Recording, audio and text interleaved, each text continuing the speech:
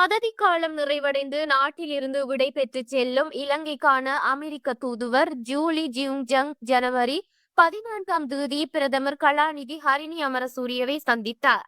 தூதுவரை வரவேற்ற பிரதமர் தனது பதவி காலத்தில் இலங்கைக்கும் அமெரிக்காவிற்கும் இடையிலான இருதரப்பு உறவுகளை பலப்படுத்த தூதுவர் ஜூலி ஜியுங்ஜங் வழங்கிய சேவை மற்றும் பங்களிப்புக்கு நன்றி தெரிவித்தார்.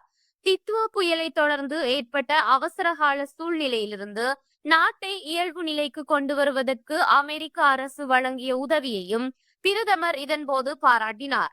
தனது பதவி காலத்தில் இலங்கை அரசாங்கம் தனக்கு வழங்கிய பரஸ்பர ஆதரவை பாராட்டிய திருமதி ஜூலி ஜியுங்ஜங் புதிய இலங்கை அரசாங்கத்திற்கு தனது நன்றியை தெரிவித்துக் கொண்டதுடன் இரு நாடுகளுக்கும் இடையிலான நீண்டகால கூட்டாண்மையை உறுதிப்படுத்தினார்.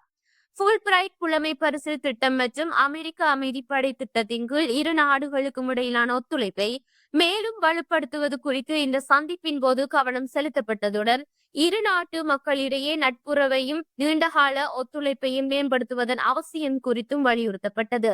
இந்நிகழ்வில் தூதரகத்தின் துணைத் தலைவர் திருமதி ஜெயின் ஹோவேல், பொதுமக்கள் மற்றும் கலாசார விவகார ஆலோசகர் திருமதி மேனகா நாயர், பிரதமரின் செயலாளர் பிரதீப் சபுதந்திரி, பிரதமரின் மேலதிக செயலாளர் சாகரிகா போகவத்த, வெளியுறவு அமைச்சின் ஐரோப்பிய மற்றும் வட அமெரிக்க பிரிவின் பணிப்பாளர் நாயகம் சுகீஸ்வர குணரத்ன மற்றும் வெளியுறவு அமைச்சின் ஐரோப்பிய மற்றும் வட அமெரிக்க பிரிவின் பணிப்பாளர் பிரமுதிதா மனுசிங் ஆகியோர் பங்கேற்றனர்.